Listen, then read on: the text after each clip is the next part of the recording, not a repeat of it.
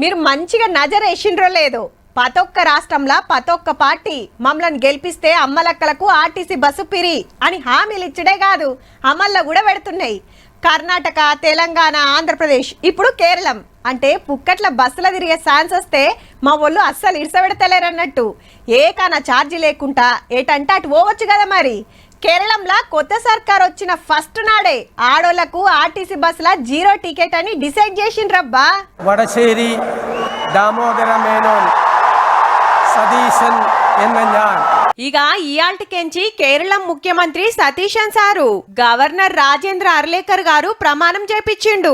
25 ఏండ్ల కిందట అసెంబ్లీలో అడుగుపెట్టి మునుం పెట్టి 6 మాటల గెలిచి గిత్తకు పార్టీని పవర్లకు తెచ్చిండు. మళ్ళా 140 సీట్లుంటే యూడిఎఫ్ 102 గెలిచిందంటే సుడుర్రిగా రాహుల్ గాంధీ సార్ ను గట్టిగా అమ్ముకున్నాడు. కాంగ్రెస్ అధ్యక్షుడు ఖర్గే గారు, మన సీఎం రేవంత్ రెడ్డి, చిన్న సీఎం బట్టి సార్లు, అట్లనే కర్ణాటక సీఎం, చిన్న సీఎంలను, హిమాచల్ ప్రదేశ్ సీఎంలు, కాంగ్రెస్ పెద్దలు చాలా మందే వచ్చిండ్రు. ఇక ఇటు చూడుర్రి, పాత ముఖ్యమంత్రి విజయన్ సారు నా 10 ఏండ్ల ఏలువడిని ఖతం చేసిండని మనసులో పెట్టుకోకుండా పిలువంగనొచ్చిండు. అట్లనే 20 మంది సీనియర్లు మంత్రులైండ్రు.